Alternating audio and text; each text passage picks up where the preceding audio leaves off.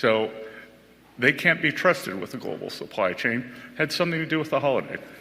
Last Wednesday evening, China announced a sweeping expansion of its export controls on rare earth elements and rare earth processing equipment, as well as technologies related to batteries, vehicles, industrial diamonds, and superhard materials.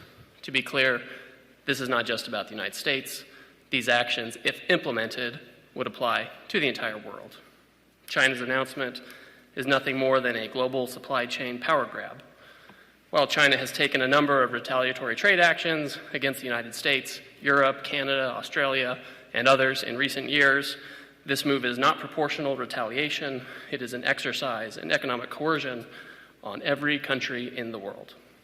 At its core, China's new measures include a rule saying that any product of which more than 0.1% of minerals consist of minerals mined or processed in China, one must seek approval from the Chinese government before trading it. Since many important semiconductors, for example, have these critical minerals, and semiconductors are in nearly everything, this rule gives China control over basically the entire global economy and the technology supply chain. Many are suggesting that China's action is simply posturing for leverage in negotiations with the United States. While that may be one element of China's approach, it's obvious that these controls are part of a broader plan by China to control the world's supply chains. And these controls are wildly out of proportion to any targeted actions by the United States or its allies over the past few months. And make no mistake, this is China versus the world. They have put these unacceptable export controls on the entire world. China is a command and control economy, and we and our allies will neither be commanded nor controlled. They are a state economy, and we are not going to let a group of bureaucrats in Beijing try to manage the global supply chains.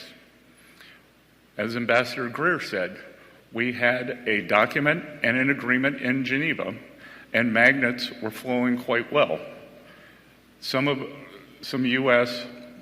auto companies have called us in the past week and said that there had been a slowdown in magnets.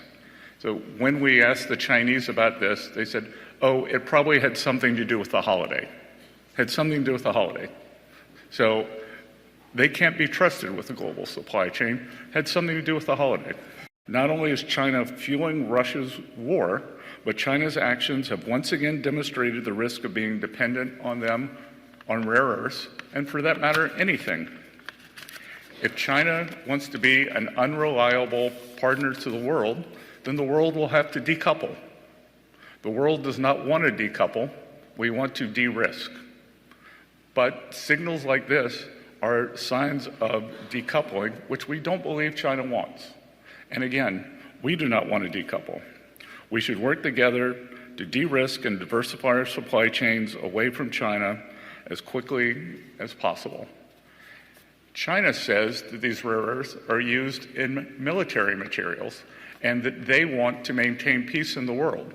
Again, it is the purchase of Russian oil by China that fuels the Russian war machine. China buys 60% of Russian energy. China's highly provocative move comes after we have made significant efforts to de-escalate tensions. While there are substantial actions we could take, we'd rather not. I believe China is open to discussion, and I am optimistic that this can be de-escalated. Ultimately, we are confident in the strong relationship between President Trump and President Xi. We've had substantial communication with the Chinese over the past few days, and we believe that there will be more forthcoming this week.